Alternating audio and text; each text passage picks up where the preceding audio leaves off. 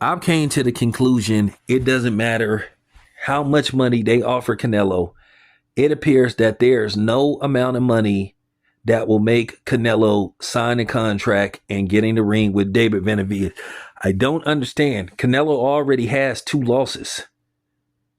What does it mean if he loses to David Benavidez? He's not an undefeated fighter. I can understand if he was undefeated and he didn't want to risk his O, but he already has 2 losses. And the 2 losses he had, he's lost decisively. He lost decisively to Floyd Mayweather. He got pretty much schooled by Floyd Mayweather, and he got beat very decisively by Dimitri Bivol. And with that being said, people just gonna have to stop, playing these games with Canelo, and they're just gonna have to call it what it is. Canelo has been ducking David Benavidez for years. He's got away with ducking Benavidez, and nobody won't call him out or take him to task for blatantly refusing to fight David Benavidez. And I think that's shameful. I think it's shameful of Canelo.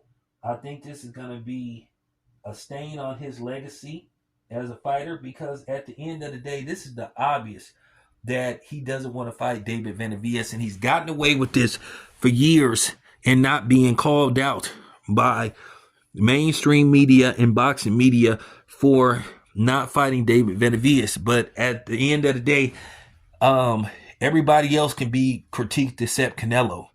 And I laugh when I hear people like David Diamante, and David Diamante is a good dude.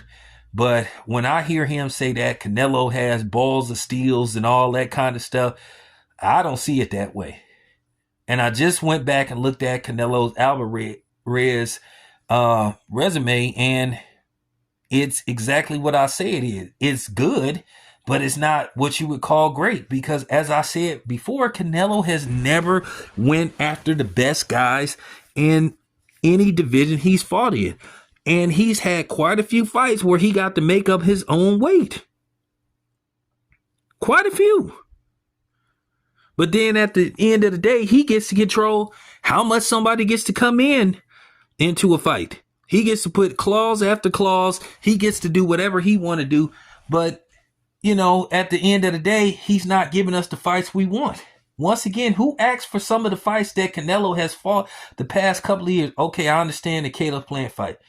But who asked for a fight versus Smith? Who asked for a fight versus Ryder? Who asked for a third fight versus Triple G?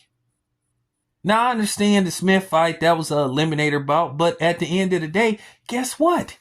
He could have fought David Benavidez for the belt when David Benavidez had the belt, and he just refused to fight this dude.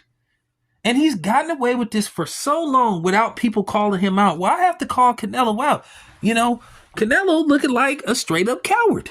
And it just got to be said. And I'm just tired of playing these games. And too many times the media has given him a pass. Like I said, from mainstream media to boxing media. Just a few weeks ago, you saw, Dan Rafael making excuses for Canelo. You do interviews and you ask other people about Canelo. They make excuses for him. But then everybody else legacy or resume get critiqued or get criticized, but not Canelo. And I keep saying, well, who's everybody? Like I said before, Canelo has fought good competition, but he hasn't fought the best competition. He fights guys that he feels that he has an exceptional chance of beating versus possibly losing. Now, I know he took a chance with the Bivol fight, but Bivol surprised him. And I think he surprised a lot of people, and I think he surprised Canelo by the fact that he didn't go in there and lie down, even though they gave Canelo advantage, because Canelo, on I think all 3 of the judges' scorecards, they had given Canelo like the first 4 rounds. And like I said, you can make an argument, like I said, Canelo at best won 3 rounds. You would be generous to say that he won 4. And it was absurd that they had him winning 5 rounds in that fight with Bivol. For real. So can we please cut this shit and stop babying Canelo? And he needs to be called out. But at the end of the day, he's the so-called face of boxing. But then again, you can make an argument that Canelo is putting a lot of these networks out of business. You know? So, you know, you just got to keep it a buck. And then you're looking at his next possible fight. He wants to fight Charlo instead of Jaime Munguia. He doesn't want to give the fans the fights that they want. He wants to fight the fights that he wants. At the end of the day, a guy like Jaime Munguia fits Canelo's style because Jaime Munguia isn't the best defensive fighter in the world. So Canelo feels like his skills is better than Jaime Munguia. And plus, he would be moving Jaime Munguia up to 168 from 160 like Canelo loves to do.